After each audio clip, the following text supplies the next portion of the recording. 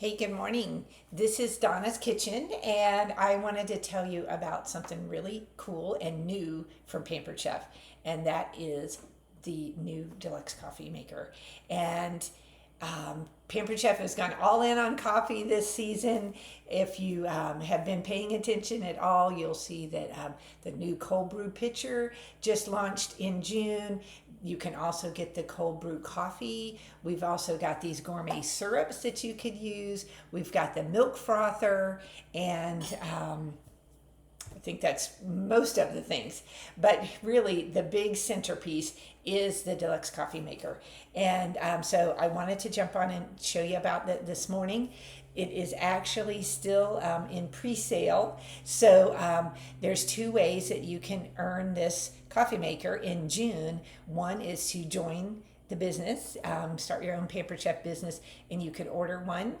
You can get one at half price as a consultant.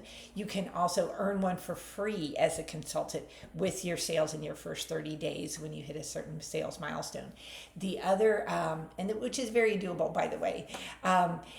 The other way you can get this is to host a party in June. So hosts are eligible to get a whole deluxe coffee combo or just the machine for 60% off as their host reward for June. So I wanted to show you a little bit about what makes it so special, and so you can go from there. So it is a not a drip maker. It's more like a Keurig. So it has some cool features though. So let me show you just to start with. The water reservoir is on the side. A lot of these machines have them in the back, and if you're like a lot of households, it ends up under your cabinet and it's hard to get in there and get the water in there. So having it on the side makes it a little more accessible. You can lift it off if you need to, but I usually pour it right in attached. I'm going to flip it around for a second and show you the back. Woo! Yeah, never lift it by that. Always lift it by the bottom. And in the back, there's this extra little space so you have room to do the cord if you're not using it. So that's pretty cool. Those of us who drink coffee every day probably will just leave it plugged in, but I wanted to show you how that looks. Okay.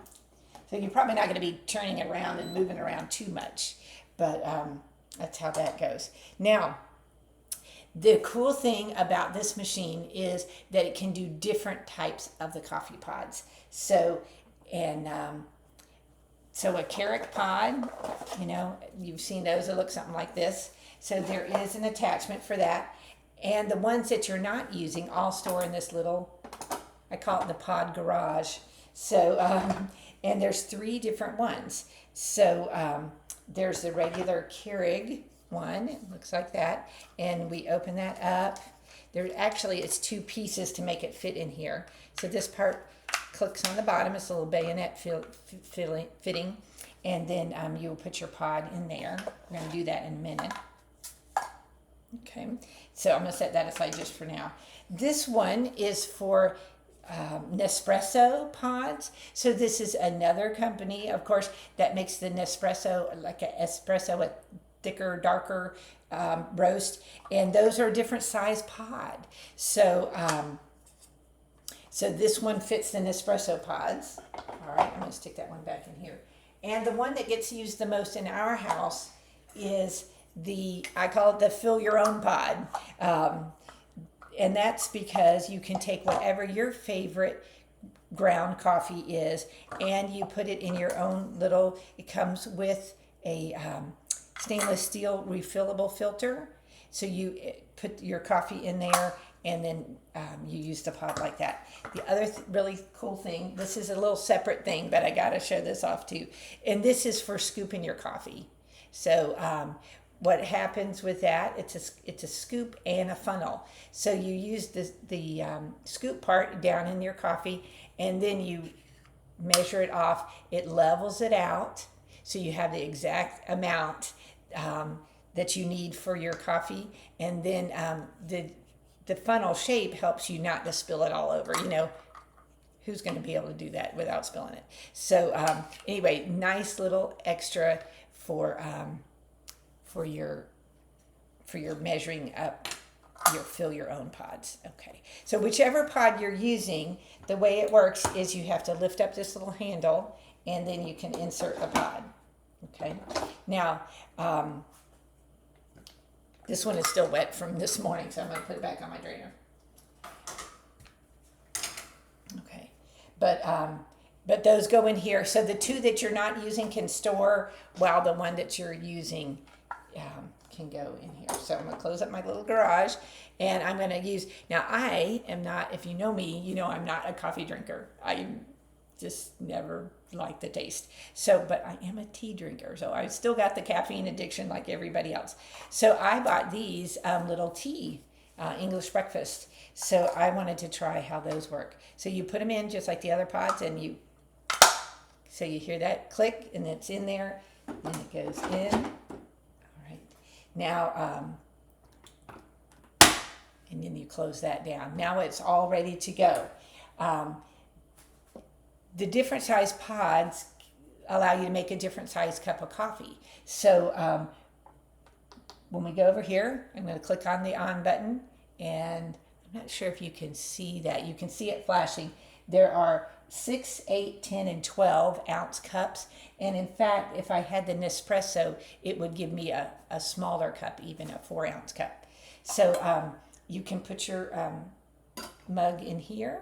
I'm using a clear one so you can see when it pours out, but this drip tray is also adjustable. So if you got a big coffee mug and you want to fill it right in your car cup or whatever, you can take this thing out altogether and just set it in there, and you got your big coffee mug, and you can brew the bigger cup. All right.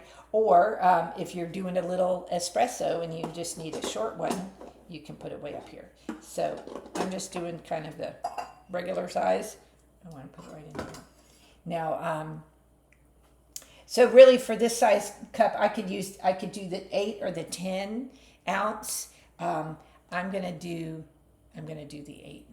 So actually, I'll do the 10. So just to show you. So it's flashing on the 8, so that's kind of the default, and I'm going to do the 10. So there's a little arrow here, and you press that, and you can cycle through. See how the flashing changed to the 10 ounce? And you can cycle all the way through. If you miss it, just go back around again. Okay. So now it's flashing on the 10, and I'm just going to hit the start button. Now there's another little button over here. It's a plus sign. And that's the power boost button. I don't think that's what it's called, but it's supposed to give you a more robust brew. But I'm not going to do that one. I'm just going to do the regular. Okay. So this is my English breakfast tea, and it's pouring through there. This is pretty hot. I actually have on my sink.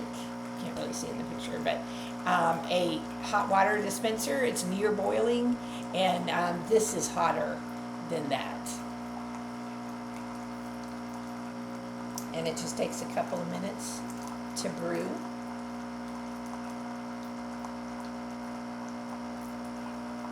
And I'm going to try this time the gourmet brown sugar to sweeten it. I usually put a little Splenda or something in my tea, so I thought I would splurge this morning and try one of our flavored syrups. Now you could also do, and I have done this too as a tea drinker, I could run it through with no pod, and just do hot water. So if you don't have the luxury of having hot water straight out of your spigot, I'll put a tea bag in my cup and just run hot water through it, and I'll have my nice.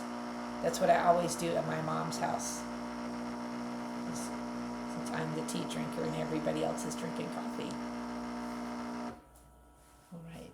Now you can also, if you've looked at the K-Cup aisle, there's all kinds of different things, different flavors of tea and hot cocoa and stuff like that. Cider, somebody told me hot apple cider, so that's cool.